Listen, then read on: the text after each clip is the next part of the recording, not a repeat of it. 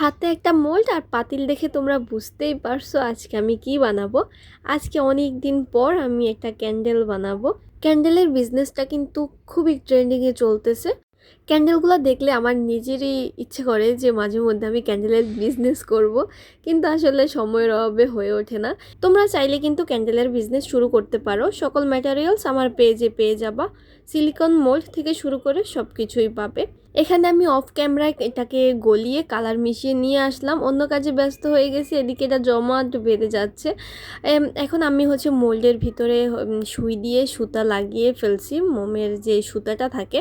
তো সুতা লাগানোর পর এখন আমাকে এটা আবার গলাতে হবে। চাইলে এখন আমি চুলায় নিয়ে গলাতে পারতাম, কিন্তু হাতের কাছে হট গান ছিল, হট গান দিয়ে আমি এটাকে গলিয়ে নিচ্ছি। এখানে তোমরা চাইলে তোমাদের পছন্দ মতো যে কোনো কালার মিশাতে পারো। কালার মিশানোর পর মোমটাকে গলিয়ে যে কোনো মোল্ডে ঢেলে দিলেই তোমাদের ক্যান্ডেলটা এই তো আমার মতো আকাম হয়ে যাবে।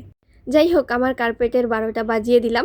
এখন আমার অপেক্ষা করার পালা, যেটা আমি একদমই করতে পারি না। অপেক্ষা করব কি ভাই, এটা বানানোর মনে হয় 15 থেকে 20 মিনিট, মানে এখনও আমি ক্যান্ডেলের উপরে হাত দিয়ে দেখছিলাম, এটা অনেক গরম ছিল, এখনও কিন্তু অনেক গরম।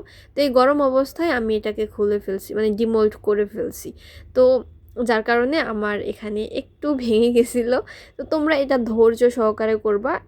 1 ঘন্টা এটাকে সময় দিবে, 1 ঘন্টা রেস্টে রাখবা, ঠান্ডা হলে দেন এটাকে খুলবা। রাত হয়ে গেছে, যার কারণে ভিডিওতে এটা ডিটেলস ভালোভাবে বোঝা যাচ্ছে না। এটা এমনিতে অনেক সুন্দর, আর আমার ধৈর্য কি বলবো, ধৈর্য খুবই কম, যার কারণে আমি এটাকে এখনই জ্বালিয়ে ফেলছি। জ্বালানোর পর আবার একটু ভিডিও করলাম তোমাদেরকে ডিটেলস দেখানোর জন্য, মানে মোল্ড কেমন হবে। যাই হোক, পরের বার আরও একটা মোল্ড দিয়ে ট্রাই করব। তো আজকে এ পর্যন্তই, সবাই ভালো থাকো, আল্লাহ হাফেজ।